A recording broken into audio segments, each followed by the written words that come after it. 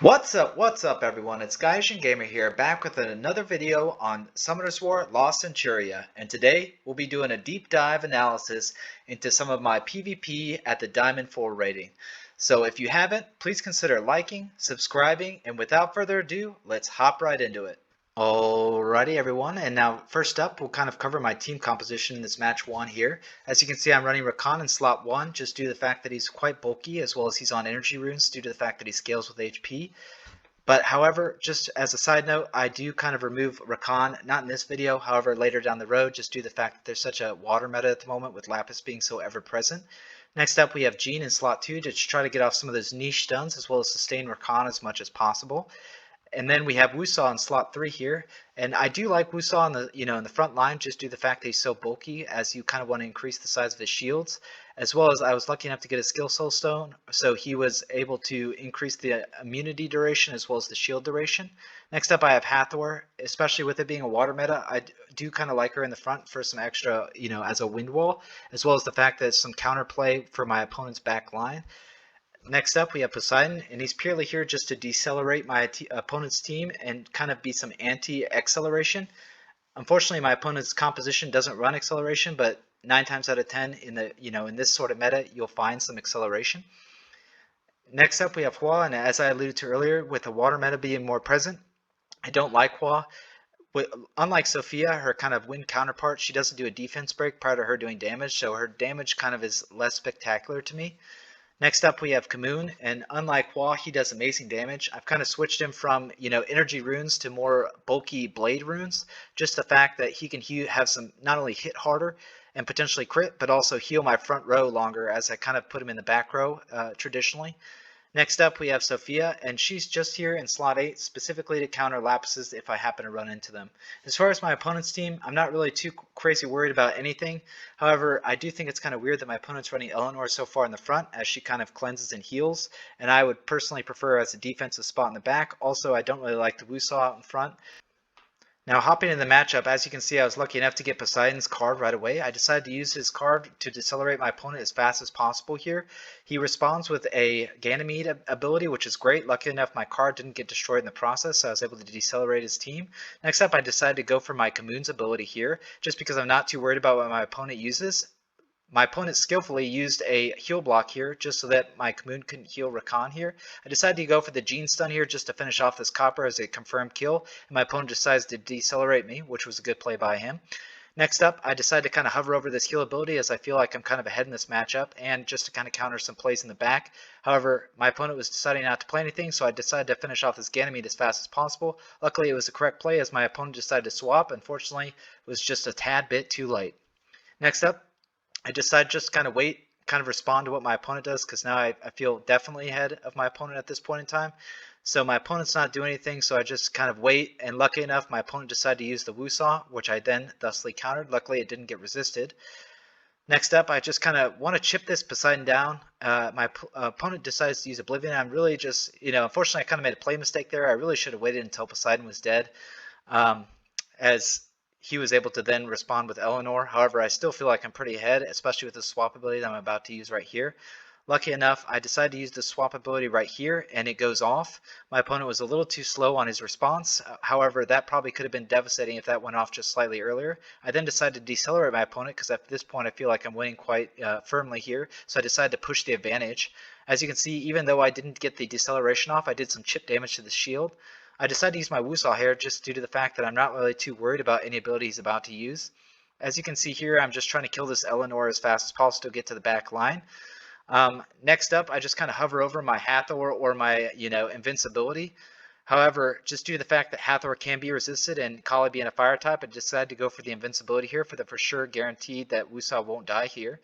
Next up, my opponent decides to use his Wusaw, and luckily I was able to counter it with my Sleep here, as you can kind of see the power of Hathor in this, later game meta.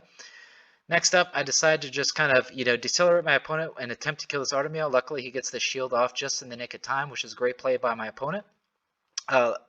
Even though it didn't get the decelerate off, I was still able to get some chip damage against the shield, so it's really never a bad time to play a Poseidon card. Next up, I didn't necessarily want to do this, but I decided to kind of finish off this Artemeal just so that there's no wonky business with that shield going off and not being able to kill the Artemeal, especially with me being so far ahead. So I decided to kill it right then and there. Next up, I decided just kind of push the advantage, just try to do some chip damage. He did a great amount of damage to my Hathor here, definitely kills her. And I just continue to just try to chip away at my opponent's shield that he's got up. I decide as soon as he uses this ability from Wusal that I was killing Wusal right then and there. And then from here on, I just kind of keep using Kamoon until my opponent's dead, and I actually just decide it was a no-brainer here to use this Flame Strike as soon as I got it, just due to the fact that my opponent is down to their last row here. It was a great transfer by my opponent, but I was lucky enough to get some crits and kill his Tessarion here. And then finally, as soon as my opponent uses an ability, I decide to counter with my Kamoon, and that will spell good game. So yeah, without further ado, we'll kind of hop into the next video here. Alrighty everyone, and now moving on to video analysis number 2 here. First and foremost, I don't want to lose to someone named Pikachu, as you can see in the top right.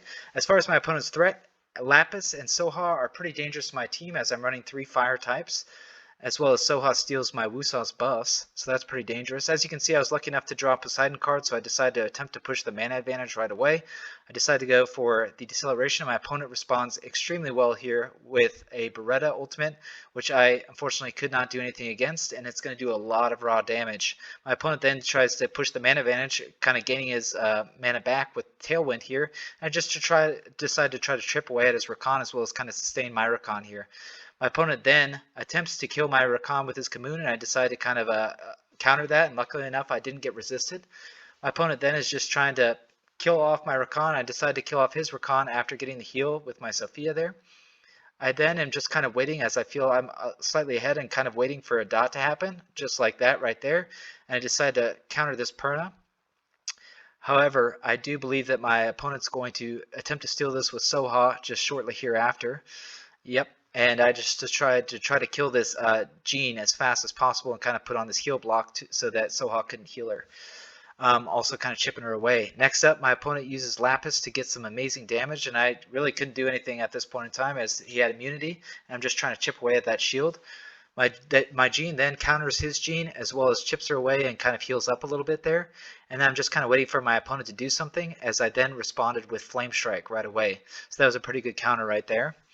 I'm now just kind of waiting for my opponent to make a move, which he did, and honestly I probably should use Hathor to attempt to sleep right here, but I decided to get the kill onto Perna, but unfortunately my opponent then healed off that ability, which kind of was a misplay on my part.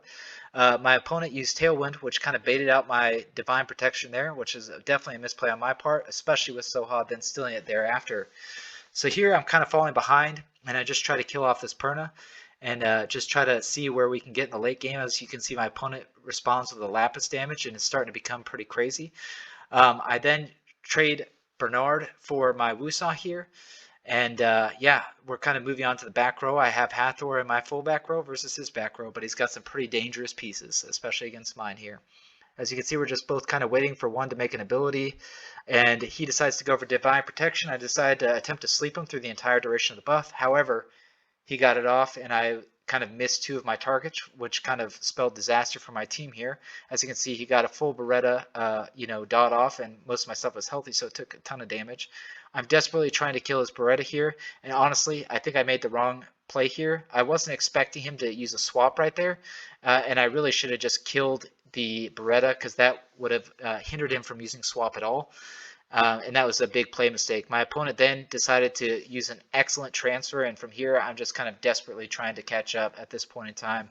Unfortunately, it's to kind of no avail. As you can see, my opponent just starts whittling me down. Just kind of has Beretta ability after Beretta ability. I desperately am trying to kind of catch up here, and my opponent's just kind of, there's too many dots on me at this point in time. Who knows that Pikachu is kind of going crazy here. As you can see, I just, scratching. There really is no point, no chance at this point in the game here. But I just like to finish out my matches, as you can see, just kind of put on a show or whatever. But yeah, as you can see, my opponent's just going to finish me off, slowly but surely. And you can kind of see that I will end up losing to Pikachu, unfortunately. But yeah, please let me know if you guys like this sort of video. Please comment to what maybe, setups you may want to use. I'm probably going to do this. I also kind of have a free to play account just so you can see what sort of like laddering looks like on those types of accounts, as well as, just different combinations that could be ran on your free to play accounts. But without further ado, I'm Gaijin Gamer, signing out.